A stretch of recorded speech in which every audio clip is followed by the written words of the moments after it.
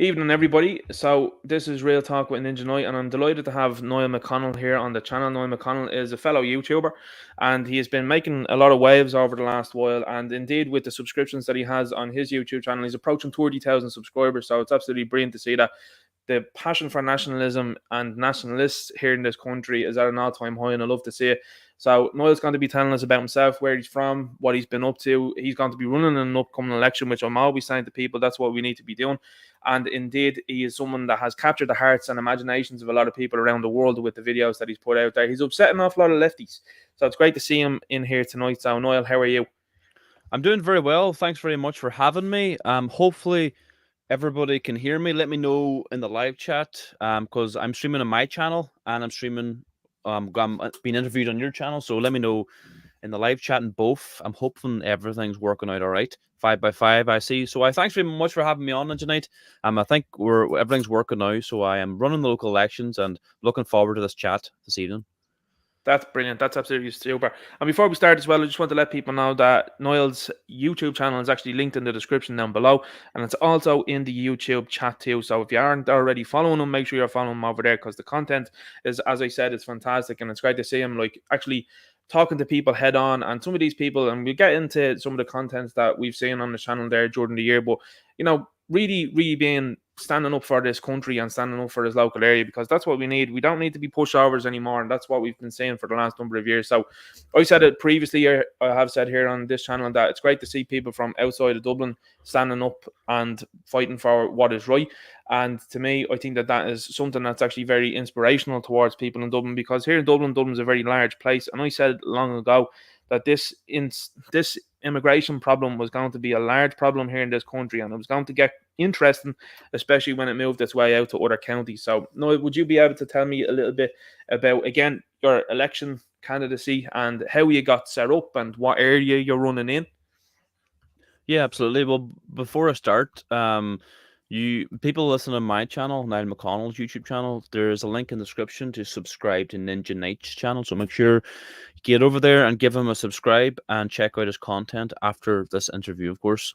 So so my name is Niall McConnell. I'm from East Donegal, and you mentioned Dublin there. Now, Dublin has got hit very hard with immigration, and the majority of the stuff that I talk about at the minute is immigration. Sometimes it's about abortion, sometimes about the LGBT radical sex education that's in schools. But right now, because there's a serious invasion happening now all over Ireland, not just Donegal and Dublin. But I think Donegal per capita have had the highest amount of these foreigners coming in, bar Mayo in Dublin, I think. Or sorry, like Donegal's number one, Mayo two, even Dublin three, I think. Right. So I am running in the local election as an independent in the Stranraer Lifford LEA. So that the towns that encompasses is Lifford, Stranraer, Castlefin, Ballybuffet, Rafo, St Johnson, and Convoy, and Cloughan, Glenfin. That's the areas, and I've been canvassing every single day, bar or large day on a Sunday. 6 to 8 hours a day. I'm knocking on doors, chatting to people. It's interesting. Like you get to speak to a lot of people, and it makes me proud to be Irish. The amount of good, honest, hardworking fellow patriots that I speak to, it's really good, and it's given me encouragement that the vast majority, 95% plus of the Irish people that I speak to, working class people, are against immigration. I'm getting really good reception at the doors in East Donegal. Excellent. Well, that's brilliant to hear it is. And I think like that, when you're moving outside of Dublin, like Dublin, as you said as well, has been hit hard, and it's been more noticeable, I think, in the last sort of 2 years as such, especially when the government decided to lock everyone in their own homes. A lot of people, when they came out of that, started to look around themselves and started to understand, hang on here, there's a big problem. We had the issue as well, obviously, coming through Dublin Airport, where they had Keelings, a farm that was bringing people in from another country, was you were told not to go 5 kilometers away from your house, so that people from another country could come in and pick fruit. So I think a lot of people picked up on that story at the time and thought, that might be a problem later on down the road. And now it has actually become a problem, because now what you've seen now is around the country is the government forcing people into areas. And I mean, I think last night's situation really said an awful lot about what was going on here in this country and what sort of measures this government are willing to take. And if they're going to take those measures in places that are, again, rural areas. They're going to do it again and again and again. I mean, the scenes that we saw last night from Newtown Mount Kennedy in Wicklow were absolutely abhorrent. And the fact that you have the media that were coming out and saying that it was an issue with people in the Gardaí and that the people caused it is nothing further from the truth. So it's great to see people pushing back on that. I think it's fantastic. I love the fact that you're talking about as well what is happening with in terms of the curriculum with the likes of the LGBT nonsense being pushed upon kids. I think it's absolutely abhorrent as well. And like you're saying as well, being pro-life, I think that is hugely important. Have you noticed, I think, it's something I always like to ask someone, have you noticed a big shift in the last while where I think, myself, even personally speaking, you've seen a lot of people have been extremely liberal, but have you seen a big shift back towards conservatism and again, back to religion itself? I've definitely seen a big shift. You say maybe more to the right. People who I speak to at the doors, because I'm just using this as an example, because I've spoken to a lot of people in the past number of weeks, is a lot of the elderly people have said to me that, at the start of the immigration coming into Donegal, maybe during the scamdemic, they were kind of all for it. They thought it was great bringing in all these Ukrainians and these ethnics. We've got to help these poor people. But now people like yourself, myself, and people on social media pushing back and saying, actually, the majority of these people are scammers. They're coming from countries like Algeria, Nigeria, countries where there's no wars. They see it themselves. Like, they go into like the local health center and they're seeing these foreigners dressed in the best of clothes. They're getting free social welfare, free education, free medical cards. That's the big thing too. Like, people in Donegal have to wait, 2, 3, 4 weeks to get to see a doctor.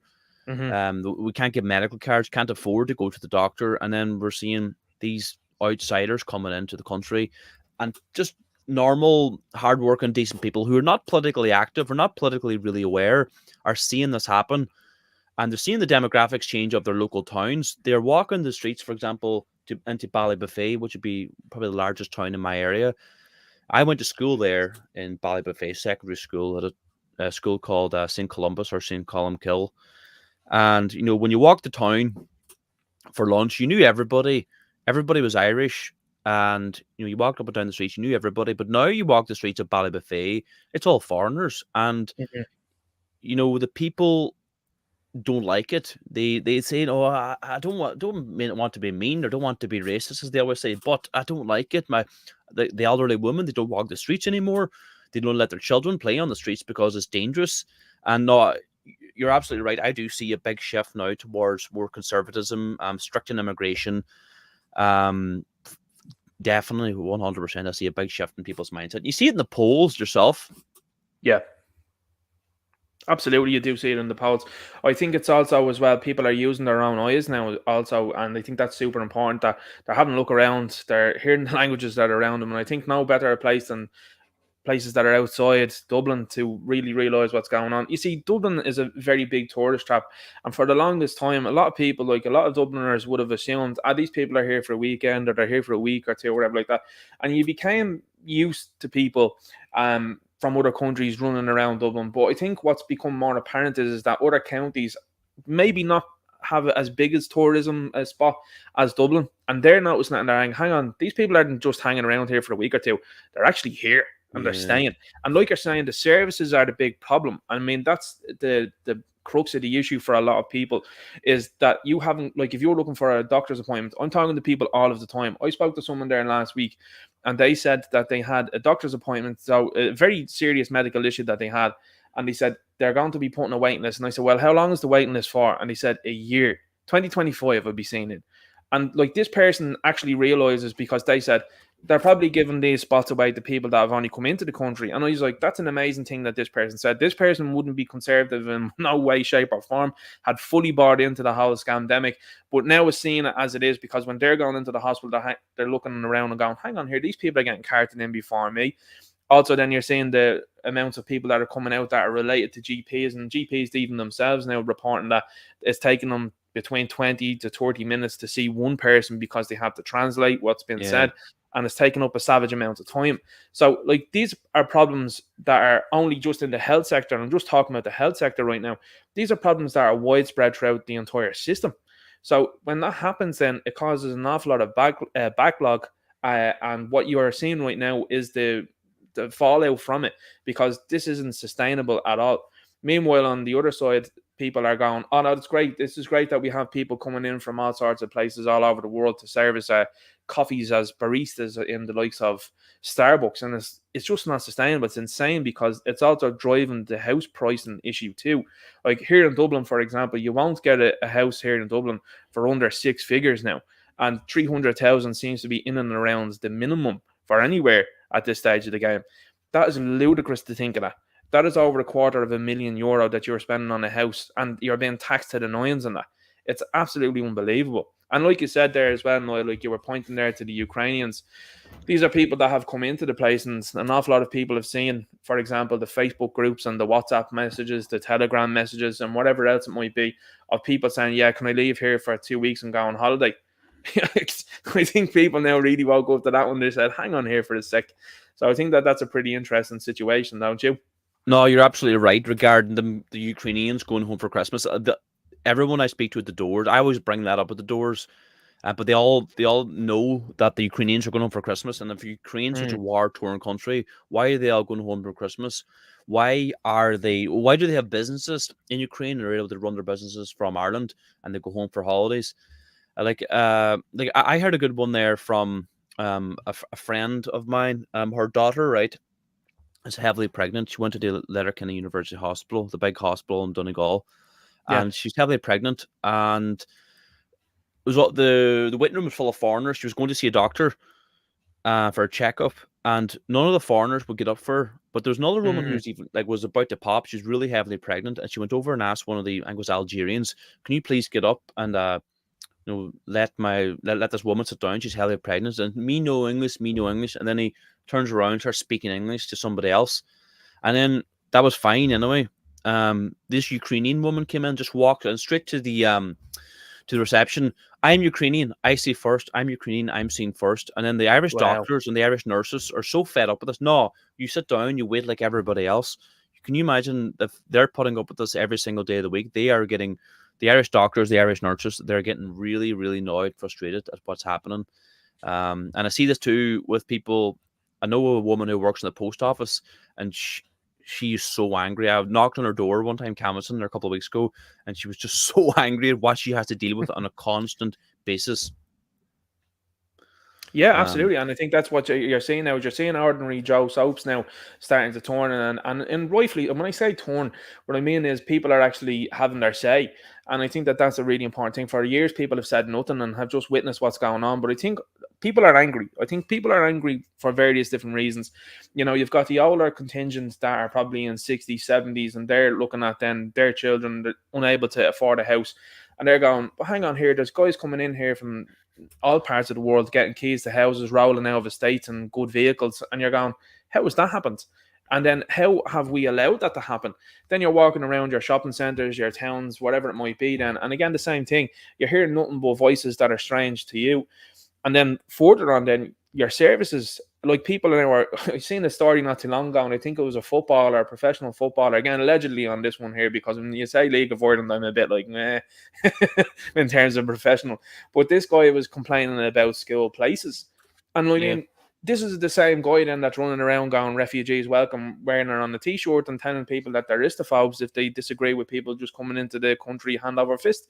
Like it's an interesting time, I think, where there's a lot of people that are awake to what's going on, like myself and yourself, and there's a lot of people that are just about to wake up, and then there's others then that are just never ever going to admit what's going on. So I think it's a fascinating time as it is, and it's going to be interesting to see how things pan out from here, because I do firmly believe that nationalists are going to win in the next election that is upcoming, and in further elections that are going to happen. And again, it's something that I wanted to talk about, which is the election cycle itself. Then you were talking about knocking on doors as well too, which is hugely important. But the social media aspect, you've built a very strong platform on social media, and would that be something you would recommend then to other people themselves, as well as the canvassing in real life, which is super important, but also the social media aspect to pick up others? No, absolutely. Like, you have to get out there in the streets. Like, you have to put the graft in. It's like anything in life. If you want to be good at it, if you want to succeed in anything, you have to put the time and the effort in. Whether you're going to be a footballer or whether you're going to be an engineer or a doctor, you have to put the time and the effort in. And, you know, running an election is no different. You have to put the time and effort in. But like I do focus a lot on social media too. But like, let me see. Well, how many subscribers do I have? I have 29.6 thousand subscribers. Like, I didn't get them overnight. I checked the last, well, a couple of weeks ago, how long my YouTube channel, how old it is. My YouTube channel is over 12 years old. I've been doing this for a Mhm. long, long time. It takes a little while, like, but now, like, I would advise people to get involved now, because you can get a subscription base a lot quicker now on YouTube, particularly if you're talking about Ireland, because it's a very hot topic at the minute about immigration. And everyone's got a smartphone now. It's easy to start a YouTube channel, and I would advise everybody to do it. We need more and more people speaking out, just even at your own area. Like, I covered Donegal. Why don't you, Mhm. like, if you're from County Kildare, County Waterford, County Galway, just stick in your local couple of towns and make a few videos about what's happening in the town, and you'd be surprised.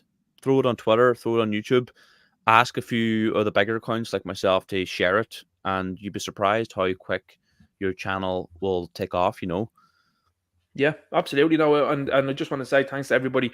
I've just crossed 7,000 subscribers, so I really appreciate that. And I mean, obviously, that's a ways off 30,000. Well, I mean, 29,000. But yeah, like, you've been doing it for 12 years. I've been doing it for in and around three. And these things, like, I suppose, like, we could talk probably all night about the analytics and the situation with which, I mean, you're putting out good content and it's getting suppressed. I mean, you're seeing it from everybody on this side of the fence, and then you're seeing other people be promoted, and then you're like, well, you have a look at their Twitter really quickly and you see that they're liking posts from Sinn Féin members, and you're like, you can see where that's coming from. And I suppose the alleged collusion, we could say, that's there. So a lot of people have been mentioning you to me for quite some time. There's been a lot of people in the chat that have mentioned you to me, so that's why I was like, I'll have to check out this guy. And it's funny, like, you have 29,000 subscribers, and it was only until people had said your name to me did I start getting recommended your stuff, and then again was able to check out your stuff. So it is important that you're setting up in your own towns and your own local areas. There's lots of people around the country now that are setting up, and I always have been a big advocate for people around the place to be setting up shop, particularly on social media. So we appreciate everyone that does. I mean, I'm seeing people getting 80, 90,000 views, and it's fantastic. And some of them are reshared in videos that are up on different groups and that. But it's brilliant to see that information is getting out there and it's been addressed by the large population here in Ireland and also in the wider world, because that's important that people are putting eyes on that as well. So the next thing I just wanted to say to you as well, Niall, a lot of people have viewed your content and the two different videos in particular. The ones, I suppose, that went pretty international with regards to you speaking to the Welsh woman, and then recently then on St. Patrick's Day with the African guy. Can you go through those videos probably one by one and let the people know what occurred in them videos? Yeah, sure. The Welsh witch, as I call her.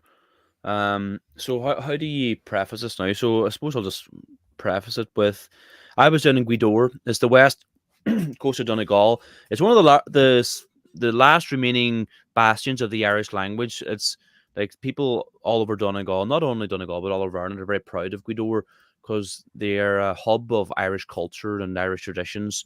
During the summer, Absolutely. you'll have the Gaeltachts, and you'll have people go down there, learn the Irish language, to come back. So a lot of people from Gweedore go to Scotland to Glasgow, and their children who were born in Glasgow used to go back and learn the Irish language in Gweedore and play the fiddle and play and learn the Irish language, learned Irish dancing, things like that. But since when was it? Since really COVID, the scamdemic. Well, then you go back straight to 2020, right? Pierce Doherty, probably Sinn Féin's largest or most popular TD.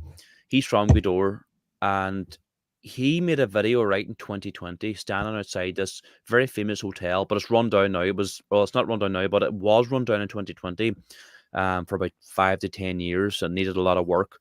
But there was a lot of history with the hotel. But he did a video anyway outside it saying, everybody, I've been in contact with this investment firm, or we're going to get €15 million investment into this hotel, the Seaview. We're going to bring back 80 jobs to the local area. We're going to rejuvenate the area, bring back tourism to Gweedore, because Gweedore relies not exclusively, but almost entirely on tourism to keep jobs there, to keep small businesses going.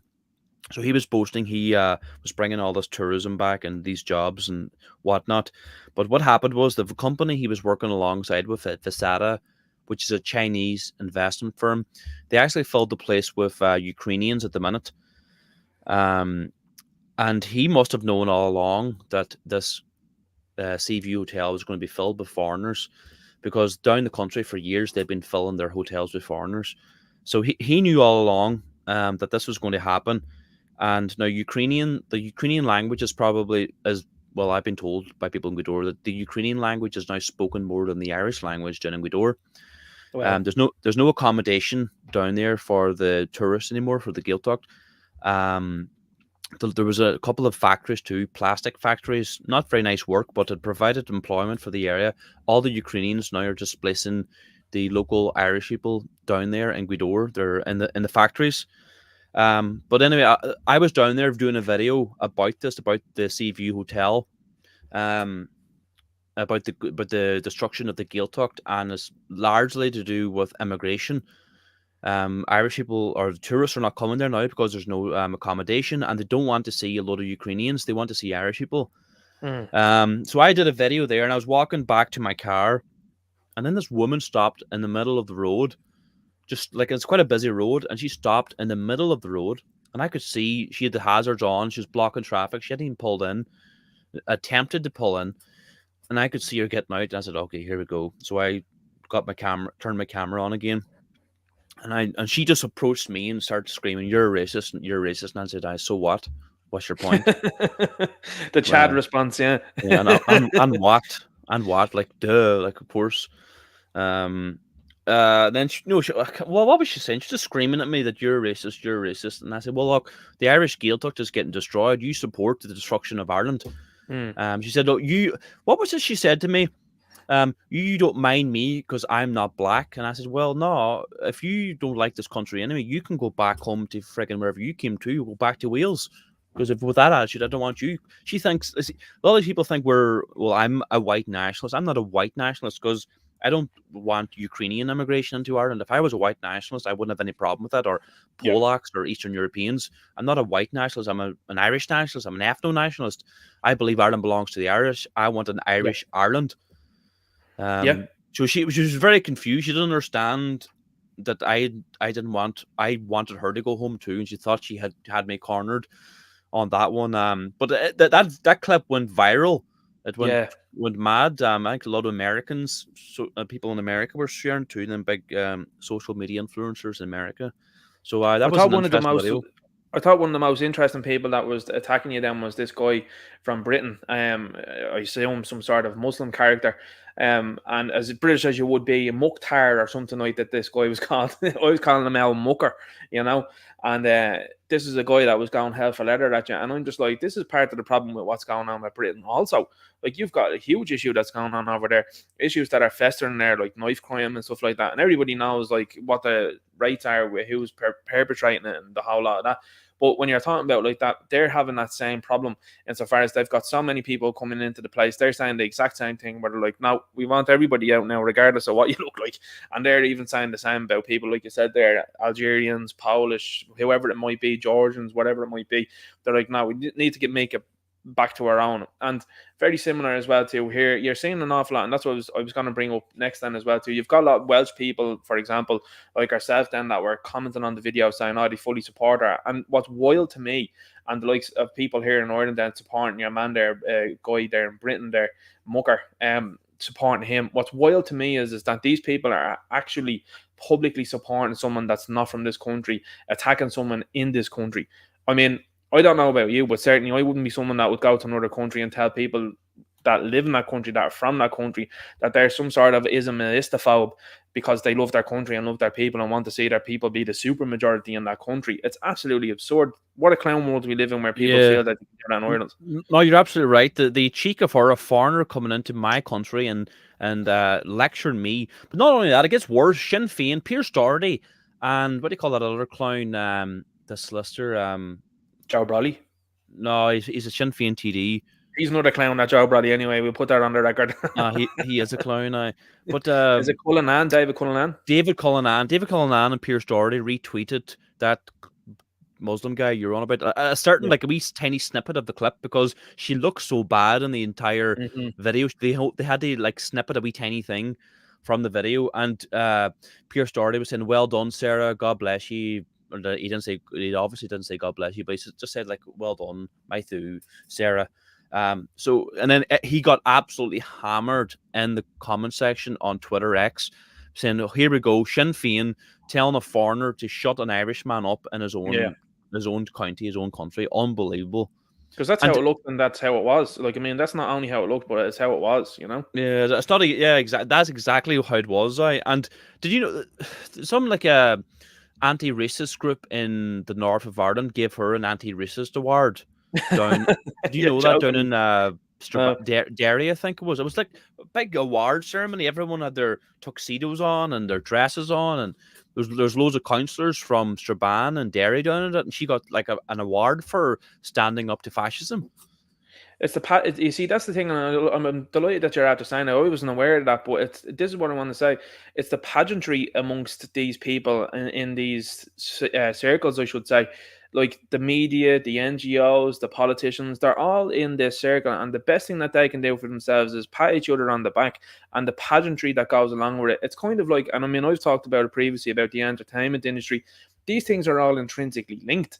These people are being pushed, and they're pushing a message, and the message that's been told there again, yet again, is Paddy should shut up in Paddy's own country, and here's this little foreigner now telling them that they should accept unlimited amounts of people into the country, and not only that then, but she's also verbally then insulting the man in his own country. The pageantry, that's exactly what it is. It is designed to encourage them to do these type of things and say these type of things towards people in their own country. It's absolutely absurd. So Yeah. you're talking about Pierce Doherty there as well. You know, I wanted to get your thoughts on this idea.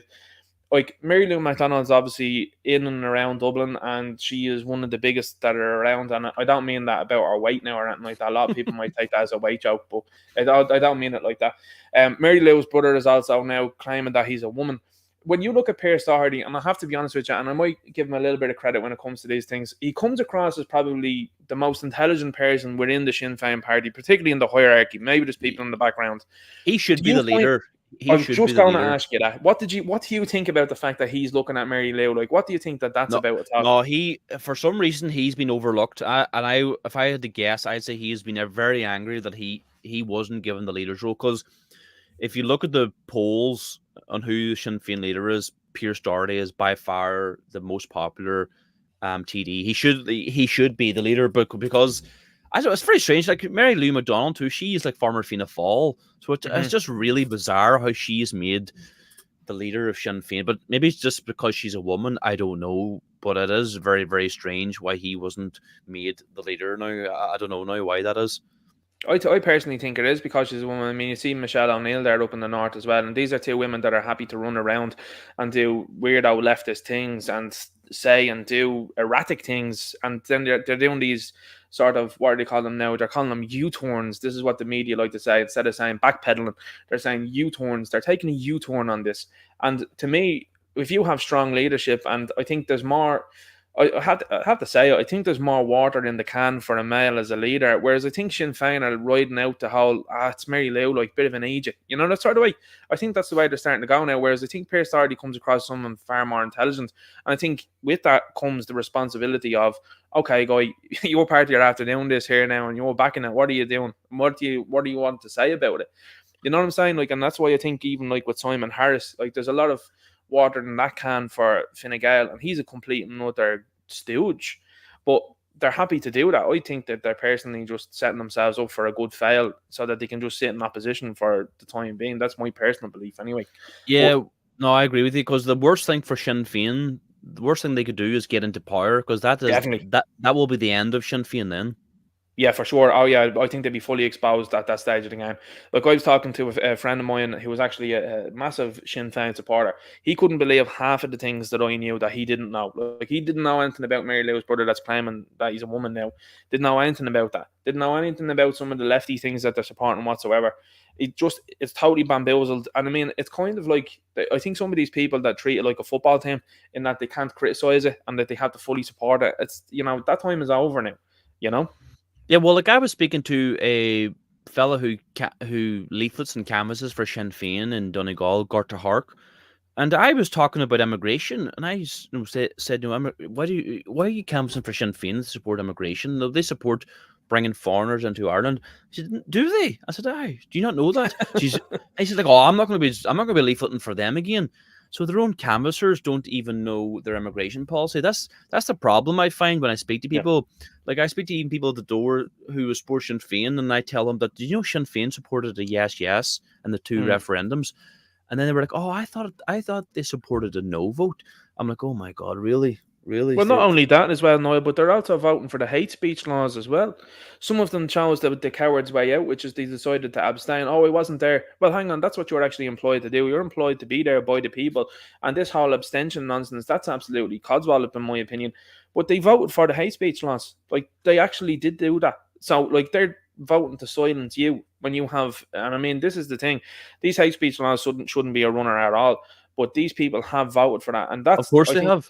The biggest treachery that we've ever seen is these people here in Sinn Féin that have cosplayed, have larped as Republicans, and now people have finally woken up to what's going on and saying, hang on here for a sec. And we also need an alternative, which is hugely important. And that's where nationalists come into the picture then to be able to run in those areas.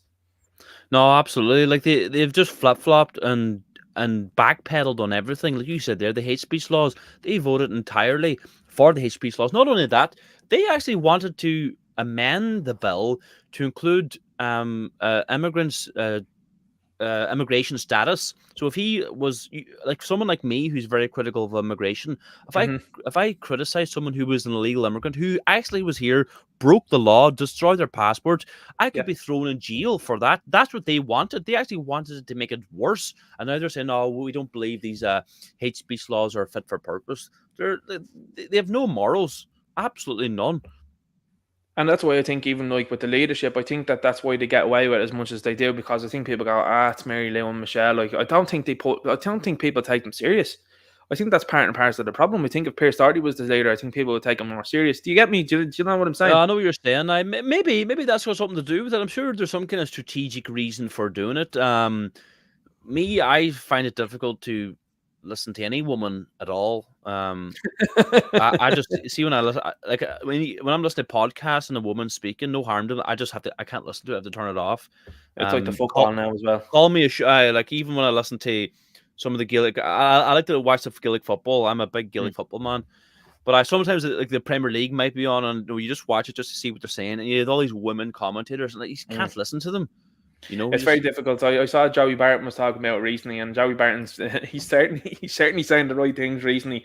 But like, there's a lot of ladies that to be heard in the chat, and a lot of base ladies. But like, they all get what's going on. They know when you're sitting there and watching football that the lads want to be listening to ex-footballers or people have experience in the game. You know what I mean?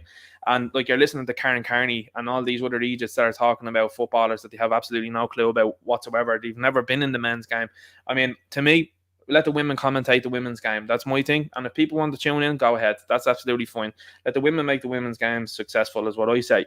But I certainly don't want to be sitting down and listening to Karen Carney talk about how Lionel Messi could have played a pass 15 seconds earlier. You know what I mean? It's just like, hang on here a sec.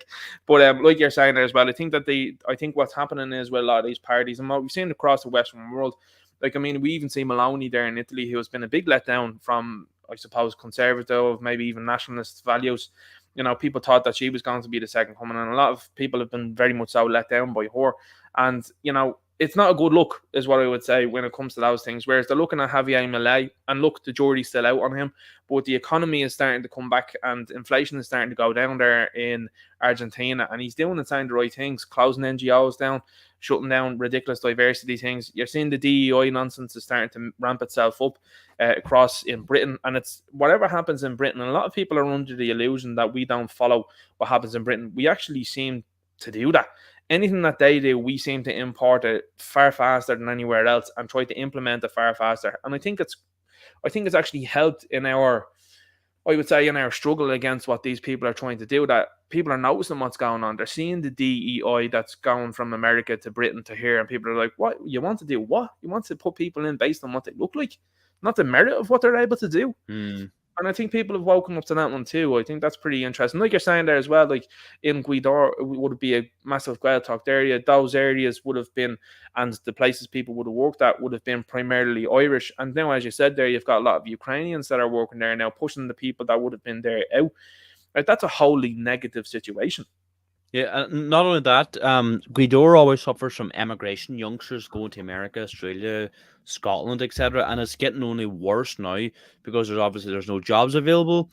The tourism industry is harmed, and that in turn is affecting small business and jobs. It's just it has a cyclical effect regarding this. It's immigration, it's jobs, emigration, crime. Like in Guidor too, there was a woman raped by a load of foreigners, and another woman viciously assaulted as well by another foreigner. And he was just moved on somewhere into Dublin to terrorize some other community.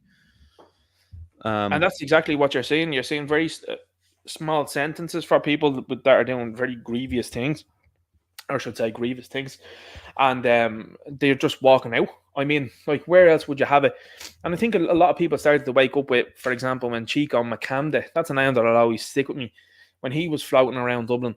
And this was a guy that was Oh, up to I all sorts, and they had to get him deported. People actually had to follow him around yeah, themselves, average, normal people, until the Gardaí then got involved and said, right, we need to move this guy on.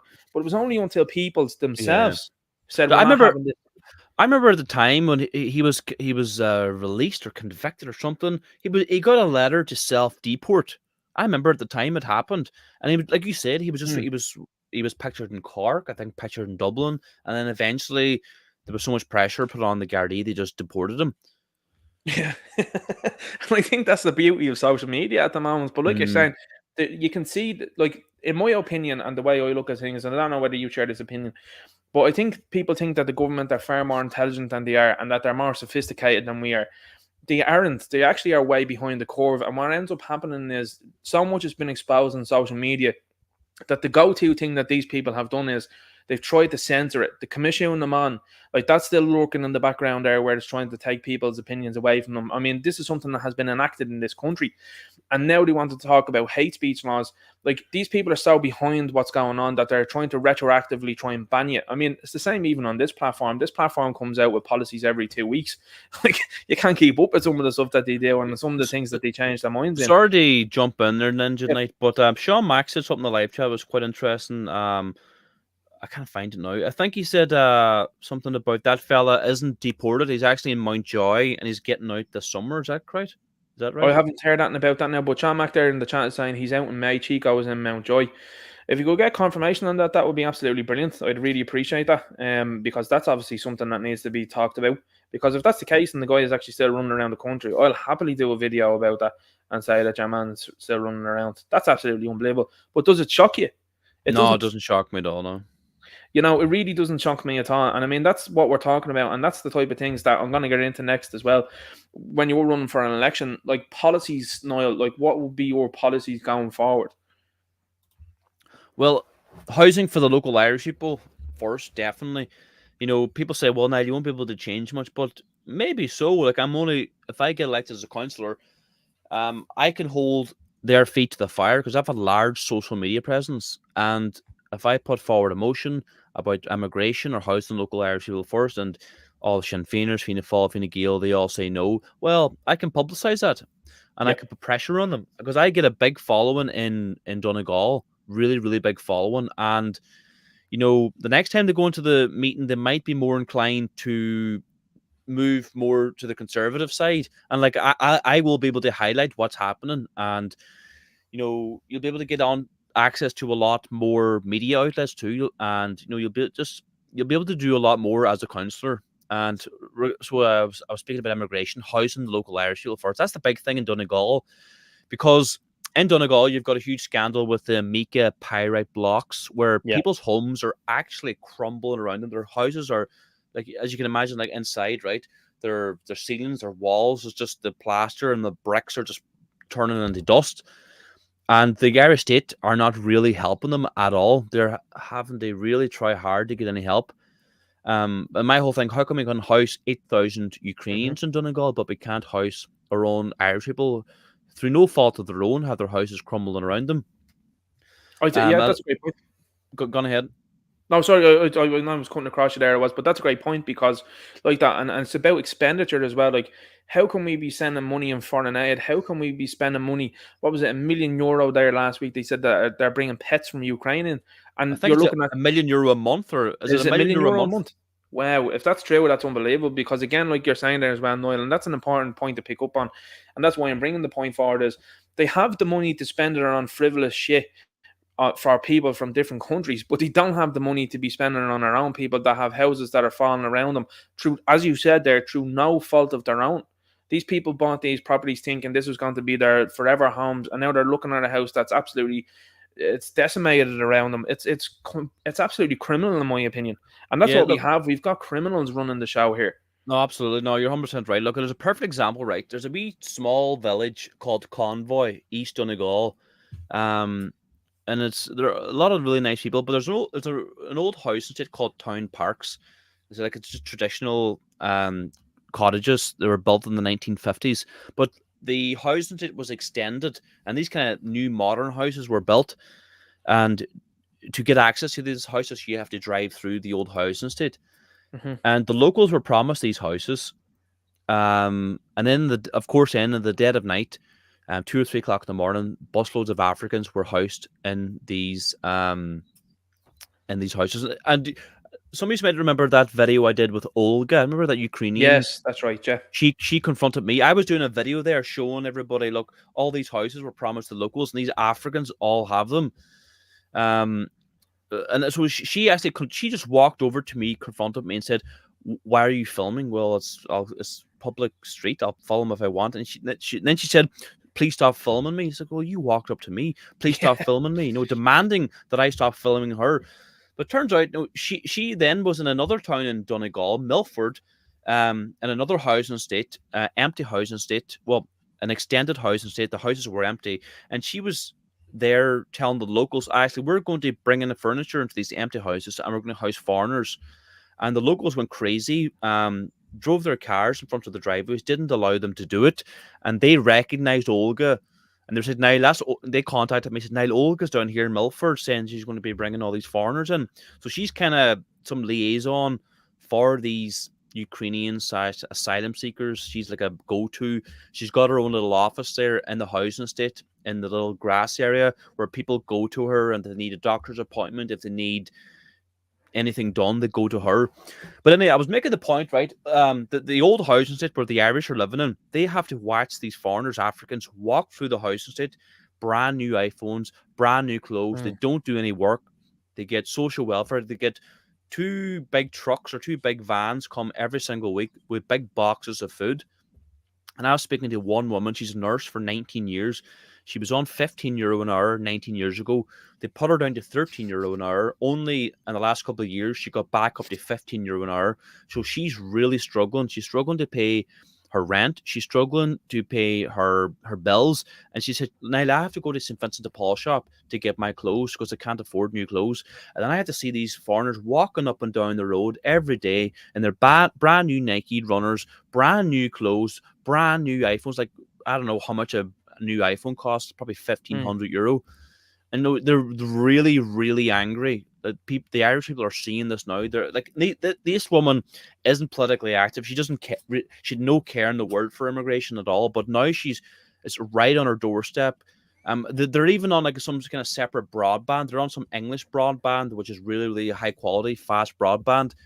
The wheelie bins for the rubbish come once a week, and the residents have told me that the company who's picking up the rubbish was told, pick them up, don't ask any questions, don't even look for the labels on them, just pick them up. It's been looked after. And the Irish people have to put the labels out once every two or 3 weeks because they can't afford to do the rubbish pickup every week. Yeah. But they get the rubbish picked up every single week, no questions asked. I'm just using examples how the foreigners are getting preferential treatment. I use that word a lot when I'm canvassing too. I just say, look, I just be very blunt. I say foreigners are getting preferential treatment over the Irish, and they're saying, yeah, they are. They are. Like a lot of lefties will say, oh, you can't be saying them words, but it's the absolute truth. This is what's happening. Foreigners are getting preferential treatment in Ireland over the Indigenous Irish people. Well, that's it, and I think like vocabulary is a very important thing, and like you're saying, like you're using the word foreigner, and I think with the Donegal accent as well, it's I suppose it's a bit more of a statement when you're saying foreigners, because I suppose like obviously here in Dublin we have a quicker accent. I certainly talk quite fast, whereas like with the Donegal accent it's nearly drawn out. There's a drawl to it, like foreigner, like, and Yeah. I like that point of view, because that is really hitting home. And I mean, it's not nasty. It is what it is. Someone's a foreigner. I mean, if I go and live in Donegal, I am a foreigner in Donegal. You know what I mean? I'm from Dublin, so like city boy, born and bred, and I go up there and definitely a foreigner. And I think that that's a funny thing, and I like the fact that you brought that up, because it leads me into a point now that the left are trying to make now, which is when you have Dubliners that have either moved around the country or have gone from Dublin to another place to protest, the left now have a really large problem with that. Now, funnily enough, I always ask these shit stains whether they think that Michael Collins should have stayed at home in Cork and not come to Dublin in 1916, and they never get back to you. But that's what they're saying. They're effectively saying that Michael Collins should have just sat in Cork and shouldn't have come nowhere near Dublin. Like, this is absurd levels of people that you're dealing with. Like, that think that it's an issue that Dubliners go to other places and vice versa. Other people from other counties come to different counties and protest and stand with people, because what it is it's ultimately trying to control you. They're trying to control your speech. They're also trying to control your movement patterns, and they don't want you gathering together, because optics is a big problem for these people. And when you have tens of thousands of people that will show up together and stand together, it's bad news for the NGOs, it's bad news for the government, and it's bad news for these cultists on the left-hand side that think the replacement and erasure of the Irish people is something that's to be absolutely pushed on forward. And that's exactly what it is. They are looking, and they have said it multiple times, they are happy for you to be erased. They are actually calling for you to no longer draw breath. Multiple times they've done it over the last few years through the scamdemic, and now again this media thing that they're saying about Gardaí having a softly approach.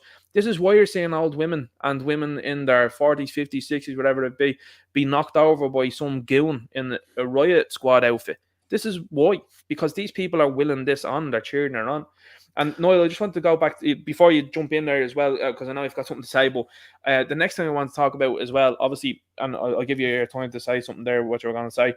I wanted you to talk about how our faith has also been affected, because you did a great video outside the church, and I just wanted you to follow up your point with talking about the church then as well.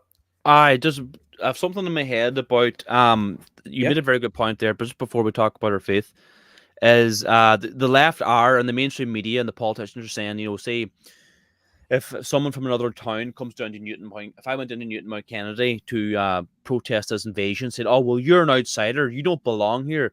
Look, any Irishman or Irish woman is not an outsider in any inch of this island. We're welcome anywhere, and we're allowed to go wherever we want in Ireland. Like, how dare they even suggest a thing? I have far more right to talk about Newtonmount Kennedy or Cork or Galway or Belfast than a load of friggin' Angolans or Nigerians do about Newtonmount Kennedy. The absolute cheek of them to suggest that. And they do that is because they don't want big numbers out.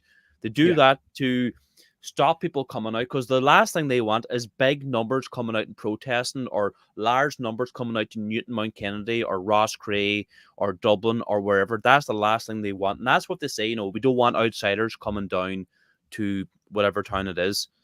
Absolutely. So I know you were talking about the faith. Sorry, what was the question about the church?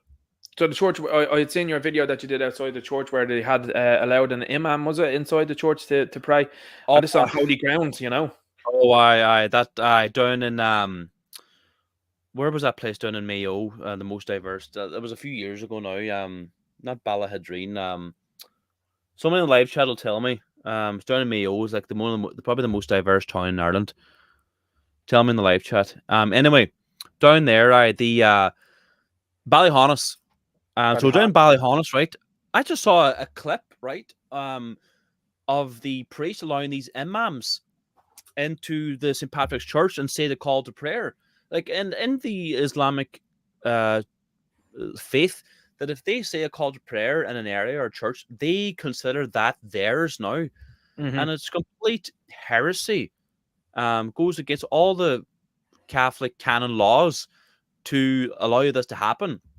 But see, now the Catholic Church has been captured by Masons are the devil himself after Vatican II. Now we believe in ecumenism and believing that everybody can go to heaven. Jews, like pre-Vatican II, the traditional Catholic Church was considered very anti-Semitic because they rightly said that Jews kill Christ and Jews are the enemies of the Catholic Church. But now that the Vatican II has embraced ecumenism and all faiths can go to heaven, and this is why now you're seeing the so-called Catholic priests bringing in imams into the Catholic Church to say the call to prayer. They're all praying now together. They're going to Protestant churches. They're going to Buddhists. You see John Paul II kissing the Quran. You're seeing all the popes commit terrible heresies. But anyway, regarding that video in Ballyhonus, so I saw this video and I was shocked. So I just looked up when his mass was. I think it was a mass, and he does the vigil on a Saturday night. So I had a big bag, I got a banner done up, no Islam in Ireland, and a number of us went down there just to do a peaceful protest. I didn't expect him to come out, but luck we have it, he came out, Father Farragher or something like that there, and he came out and we just confronted him, saying like, why are you allowing these imams into this Catholic Church? The Catholic Church belongs to Jesus Christ, doesn't belong to these Muslims. Why are you doing this? And he didn't really have much to say. And then I had this liberal American saying, "Oh, the reason I moved here is because Ireland is welcoming and we are now a diverse country." Blah blah blah. So yeah, that was the video in Ballyhonus. It was an interesting one. Father Farragher. It's a fantastic video, and like that, I think again it shows people, like I've said it before here on the stream before, where I've said, like, as an institution, it's way down the line for me in terms of believing in the institution. Faith in Jesus Christ is at an all-time high, and I think the resurgence that we're seeing here now is absolutely phenomenal. Like I fully believe myself that it was a voice that told me, listen, come on to YouTube and do your thing, say your piece, and that's something that I firmly believe in. I think, I'm doing it for the good of our people, and I'm doing it for the good of our country. And like that, I think it is coming to a point in time where more people are doing it. And that's something I've been hoping and praying for a very long time. And, there's many a prayer that I've had over the last couple of years that's been absolutely answered. And I'm very thankful for that. And I think what we're seeing with the resurgence is phenomenal. But like you're saying, you've got these people that are in these positions of power. And I think it's an interesting point in time where you have a lot of a younger generation, like in my generation, your generation, that are looking at the institution itself. And, these people have helped to chip away at its credibility over the years. But I think the faith itself is making a very strong comeback. And I think without people standing over it, insofar as in these little positions where, like you said there, the priests, they're happy to do these things, like people aren't accepting that. And I mean, I'd seen it not too long ago where, I was actually watching The Kingdom of Heaven not too long ago. I don't know if you've ever seen that movie, but I thought that was a fascinating movie about what was going on in Jerusalem and the Crusades and how people faced off against each other in those times. And I was like, there's an awful lot of parallels as to what's going on here nowadays. You look back at what Donald Trump said before the 2016 election, and he was talking about how the issues that they had, and particularly America had started in the likes of the Middle East, is going to create the problems that we've seen now happen in the Western world, across France, across Spain, across Italy, across here now in Ireland, like where people have been cast out of their countries and arriving in droves. People from third worlds that are just being dropped in to these countries. I mean, we live in a sophisticated, very much so modern place, and you're expecting us to have third worlders be dropped in here. Like, I mean, this is what's going on, and these people are being used as people weapons, in my opinion, that are coming in. Like, you have what happened in Sligo, you have what happened to Ashton and Murphy, and these people are just not even batting an eye. And they've used the likes of what's happened with Repeal the 8 to desensitize people and normalize this stuff. I remember a time in Ireland, and I'm sure you were the same as well, Noel, where when you heard a murderer's name, when a murder occurred and they found the murderer, like, the murderer was forever known. And it was talked about in Ireland for days, weeks, months, years. Now it's happening on such a level that it's every single day. And if it's not every single day, it's every second day. Where there was a bomb that went off in Dublin not too long ago in like a homeless shelter, and they're not talking about it at all. It's forgotten about. They don't say anything.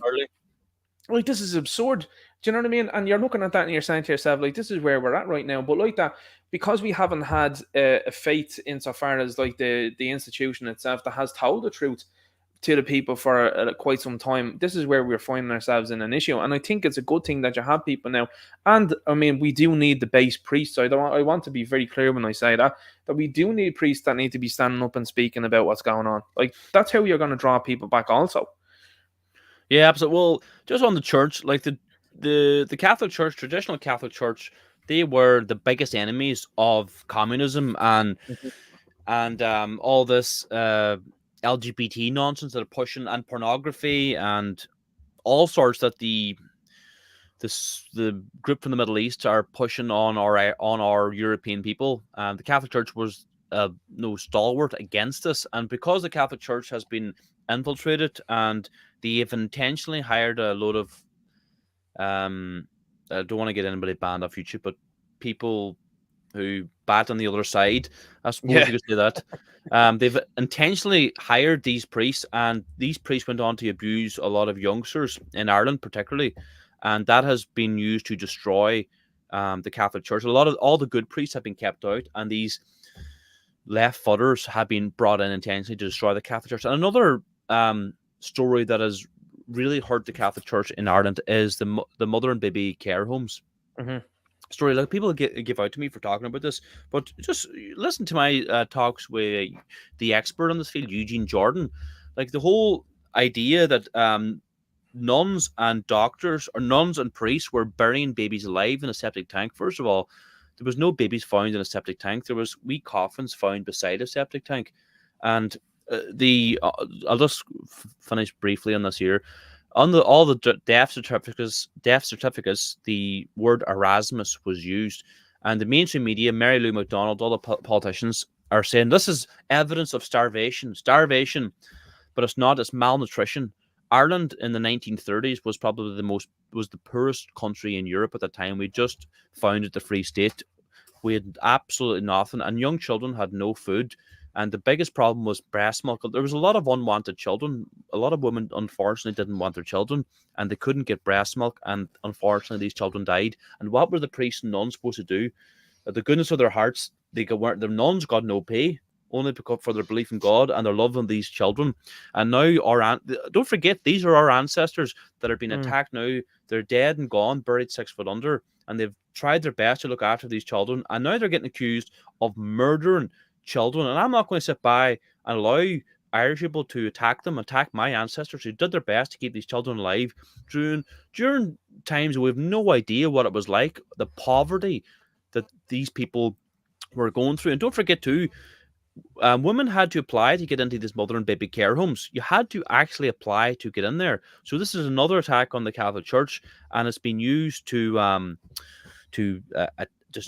again destroy the Catholic Church. But anyway, I think like I said there, Noel, as well, like that. I mean, it's very viable stuff, and what I mean by that is, what you've seen over the last couple of years is you've been told not to believe your very own eyes. I mean, you've been told ridiculous things, and the TV is repeating a narrative that you know not to be true. We only saw an article last night that was claiming that people attacked the Gardaí in Wicklow. There was nothing further from the truth. Everyone saw it.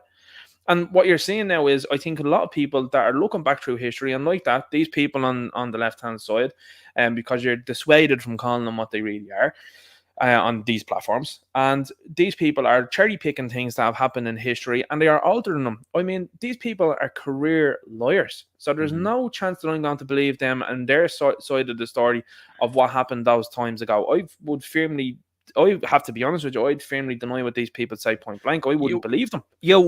One of the biggest critics, or one of the biggest people attacking the mother and baby care homes and pushing this nonsense, is Mary Lou McDonald. So are you really going to believe Sinn Féin over... Look, listen to or get Eugene Jordan's book. He is the absolute expert. He's a historian. He's wrote the definitive book on the mother and baby care homes. He is the expert. Get his book. Just Google the defense of Christianity. In the defense of Christianity, Eugene Jordan, he has written a fantastic book. If you don't believe me, go read his book, because he reads all the death certificates, all the documents at the time. So he is the expert, if you don't believe me.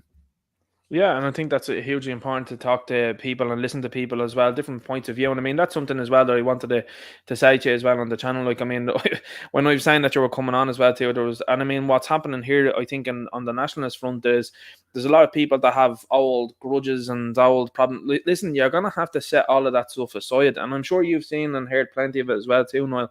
You're gonna have to set all of this stuff aside for the time being because you can get back to your not liking people for the time being, but Well, like well, Sinn just Féin just are to jump in there, again. right? A lot of people down the south don't like me because I speak to a few Protestants, or I'm friendly with Protestants. That is the big gripe people have of me, and then in turn they think I'm a member of the Orange Order or something like that. Look, seriously, I get it all the time. Are you a member of the Orange Order? Are you serious? I'm an Irish Catholic. I'm an Irish nationalist. Yes, Yeah, like in East Donegal, you're surrounded by in Donegal. There's a lot of Protestants, but up in the north, there's over 1 million Protestants in the north. And at the end of the day, right, they are our cousins. They're also Scots. They're not English. Protestants in the north, they're not English. They're Scottish. They are our cousins at the end of the day. We have a lot in common with them. We've tried to bomb them out of the north of Ireland for 30 years. They're still here. So why not make alliances with them? Why not speak to them? Because at the end of the day, they're militant. They can put 100,000 men, militant men, organized men on the streets and within a day. They're anti-immigration, they're anti-abortion, they're pro-life, they are anti-LGBT, they're patriotic, they love the island of Ireland, they are horrified what's happening with immigration in Ireland. Like, so I have interviewed a few Protestants on my show, and people are jumping on me. People who are down in the leafy suburbs of Wicklow criticizing me. Some people who've never met a Protestant in their life.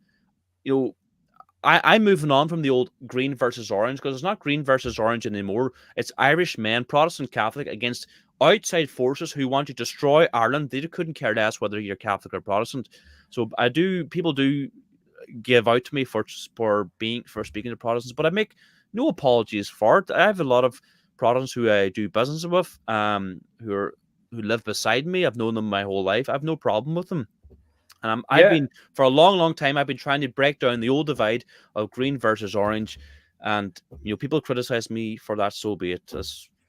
That's your own problem, not mine. yeah. I had Gran Torino on the last interview as well, and Gran Torino again was very forthcoming and saying that he had served and he had listed and stuff like that.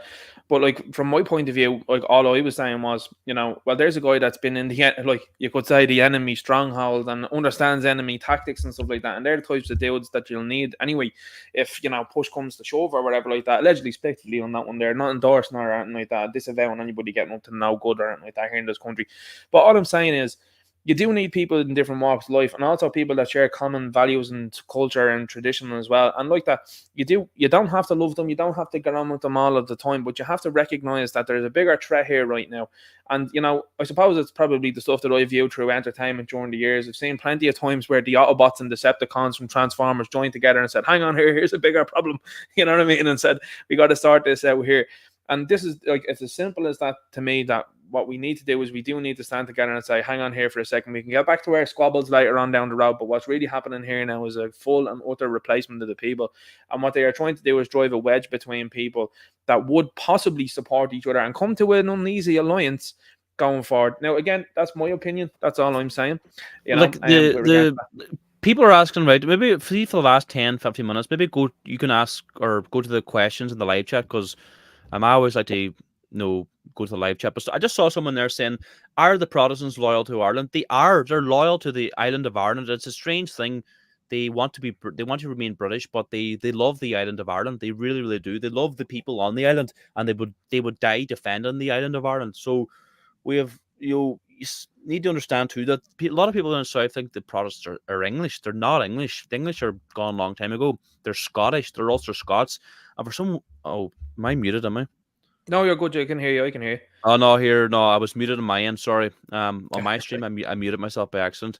No problem. Sorry about that. What was I saying there? So you're talking about the other Ulster Scots as well, and the main Protestants and Oh, being I cousins so or us. so I've unmuted myself now. So the Ulster Scots, right? A lot of people down south think the Ulsters or the Protestants up north are English. They're not English. They're Scottish. And for some bizarre reason, they think that their ancestral home is Ulster. Seriously, they believe that I don't know how they believe this, but they think that they are the original inhabitants of Ulster, that they originally were in Ulster, the Cruthin. Then they moved to Scotland, and now they've come back to their ancestral home. I don't know how they think this, but they're mental. But they are. But people are asking, are they loyal to Ireland? They are loyal to Ireland. I've chatted to them many times. They are loyal to Ireland. They love the island. They will never give up or never leave because they love the island of Ireland. They love the land, and they are horrified what's happening down south. So that's why I think we should be making friends with them instead of trying to attack them and kick them out. Yeah, I hear your point on We that. should be making friends with them because at the end of the day, I have far more common with an Ulster Scot Protestant than I do a Nigerian or an Angolan. Yeah, and that's a very fair point. I fully agree with you when you're saying that as well. And I think that the way you've articulated that as well, obviously, will come across to the people in the chat, and that's what's important. That, like, I mean, that's the thing, guys. That's why I'm bringing different people onto this channel as well too, to talk to people. Opposing views, different views, and all that. That's why it's important because you're hearing it from the man himself. He's living in Donegal. I mean, that would be a place that would be a very big hotbed with regards to these things. Not so much here in the south, but it's, I appreciate the explanation as well too from that point of view. We'll go to the chat now in a sec, and if you have any questions around that, guys lined up, make sure you forward them into the chat now. Not seeing Fergus Powered in the chat there. Great to see you here, Fergus. Fergus says after being accused there on Twitter or something, he could have an easy day in court with someone that's made an accusation towards him and Philip Dwyer.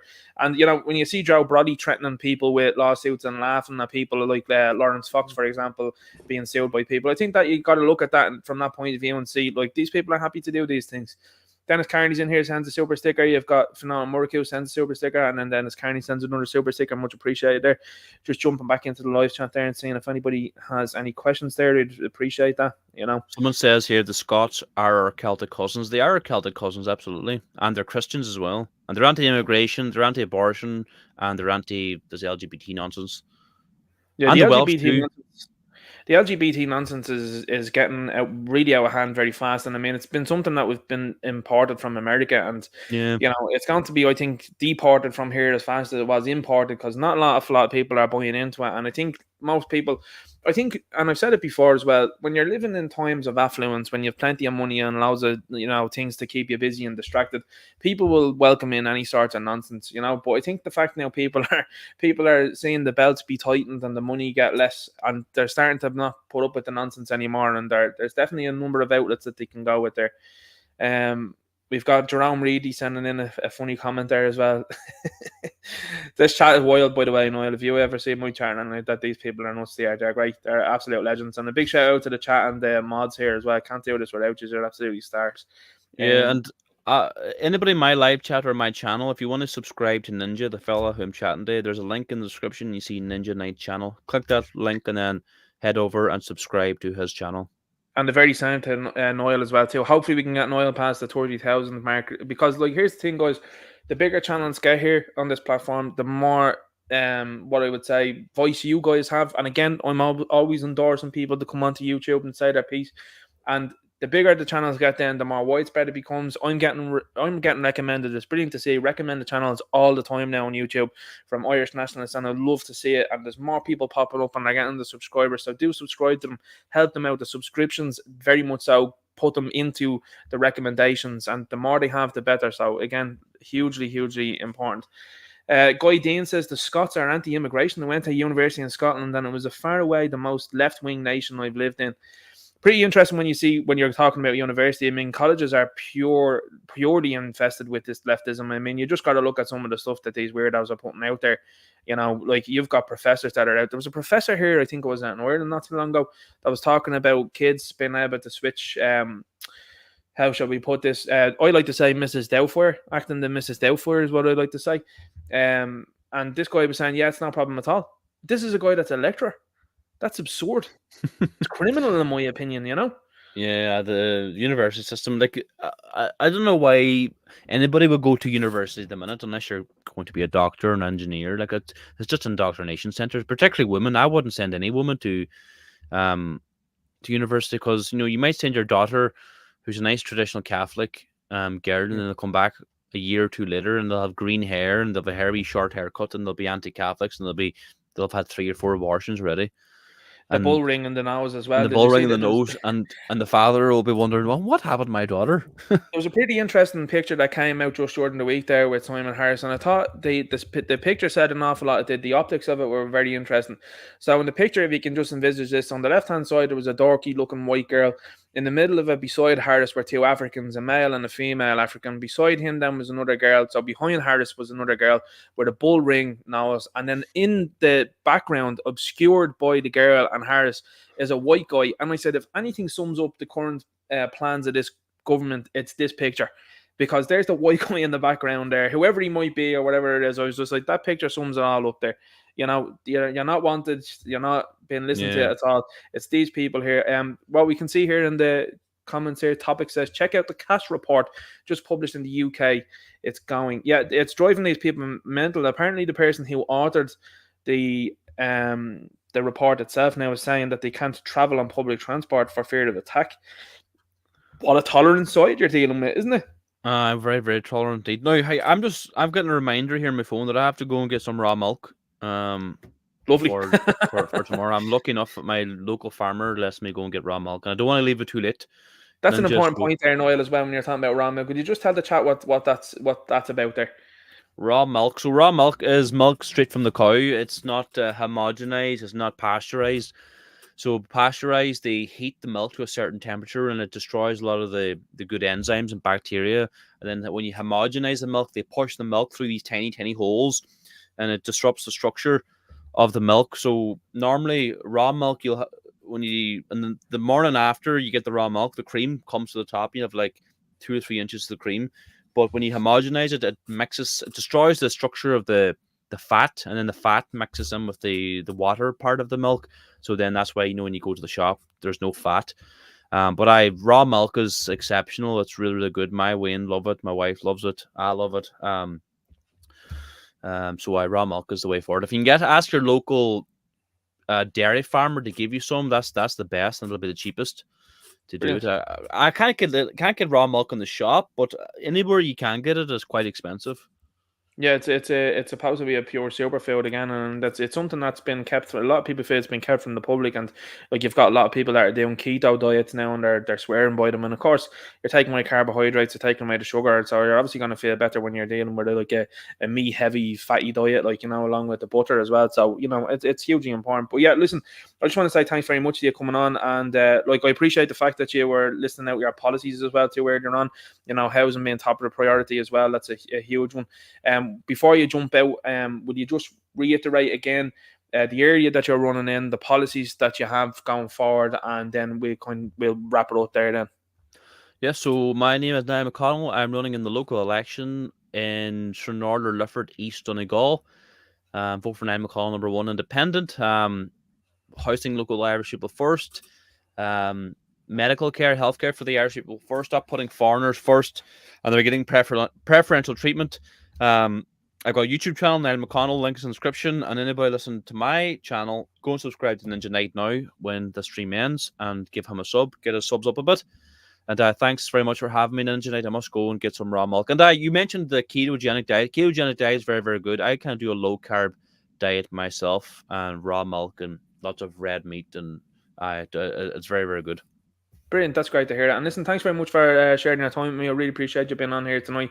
And again, best of luck in the upcoming election. And then hopefully, again, people here, make sure you're subscribing to Niall McConnell, and make sure you're sharing, liking, sharing, subscribing to my channel as well too. Obviously, I know you've already have, but it always helps then with the algorithms and all that going forward. So look, big shout out to everybody in the chat, the mods there as well. He's done played an absolute blinder again tonight. Thanks to everybody that watches on the replay as well.